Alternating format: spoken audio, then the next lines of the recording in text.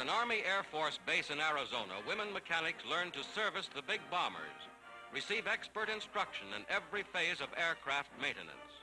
A plane named in their honor gets a thorough going over by the air whacks, as they're called. From motor to tail assembly, the girls make ready the giant battleships of the air. 65,000 strong, they relieve men for combat duty.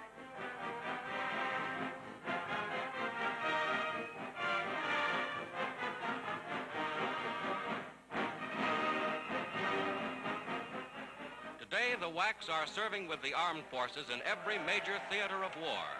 The first contingent to arrive in Australia gets a real welcome.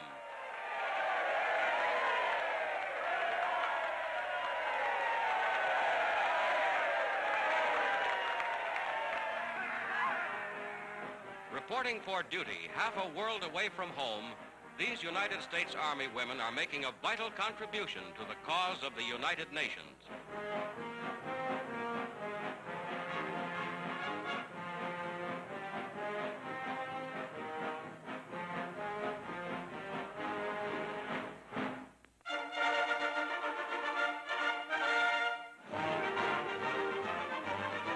At a bomber plant in Seattle, workers write their names on a flying fortress, the 5,000th ship of its type turned out by this one plant since America entered the war.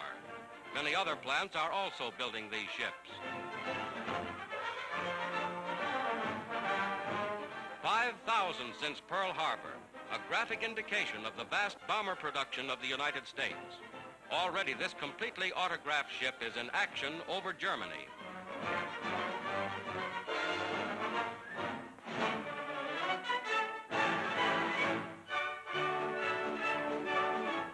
Somewhere in England, Army Signal Corps cameramen await the order to go into action with General Eisenhower's Forces of Liberation. Aboard ship, Navy cameramen are stationed to photograph the part the fleet will play in the coming action. These are some of the men whose courage and daring make possible many of the thrilling films you see in United newsreels. Some are on leave from their studios.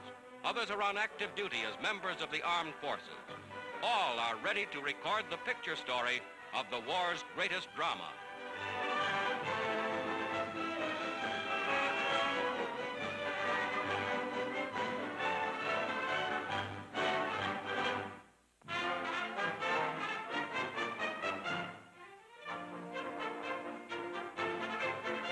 In Washington, D.C., 2 American air aces held a reunion with their families.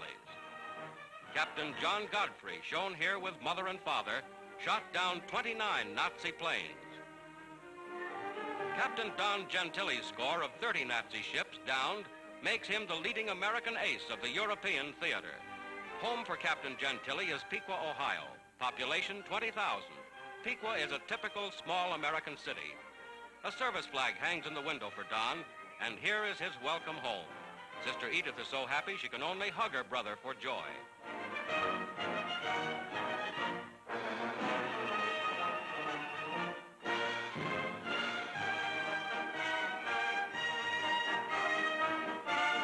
Father and Mother Gentili, patriotic Americans of Italian ancestry, are justly proud of their son, for he wears the Distinguished Service Cross awarded him by General Eisenhower. Right now, it's Mother's turn, the most important welcome of all.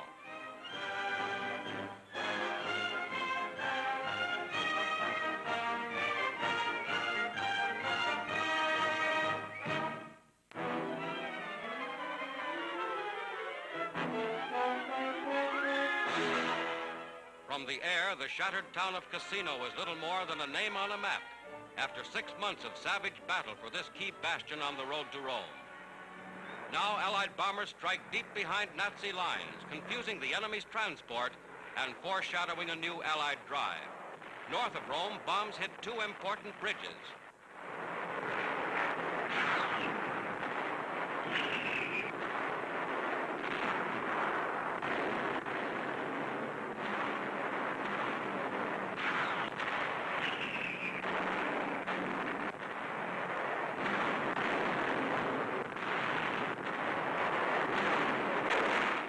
The heaviest Allied barrage of the war precedes a dawn attack.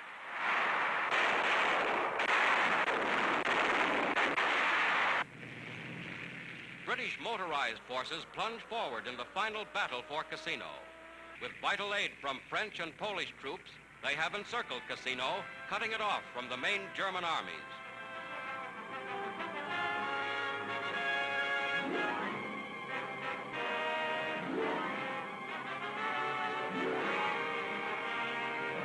The whole Cassino sector is spotted with bomb and shell craters, testifying to the fury of the action in this embattled area.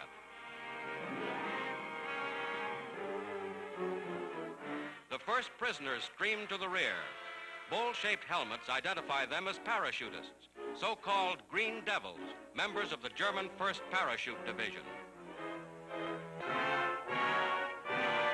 Along Italy's west coast, near Gaeta, where the bulk of the Fifth Army has been suddenly shifted, a second phase of the campaign flares into action.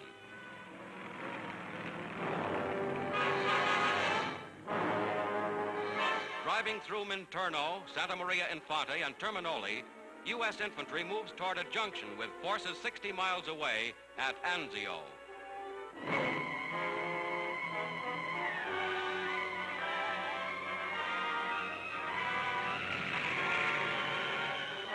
Castelforte, between Cassino and the sea, is captured by French units. In the most important action in which these men of fighting France have yet participated, they have made a brilliant record.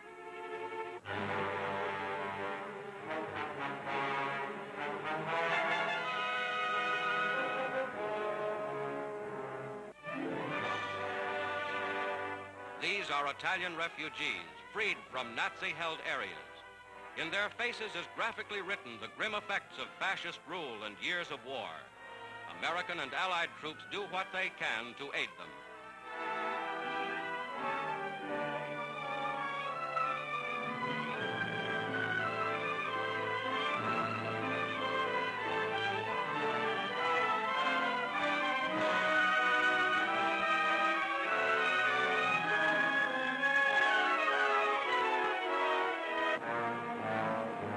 Prisoners are taken by the thousands. More than 12,000 were captured in the first 2 weeks. Numbed and shocked by the fury of the Allied attack, they show plainly the strain of battle. These Nazis bear unmistakably the mark of utter defeat.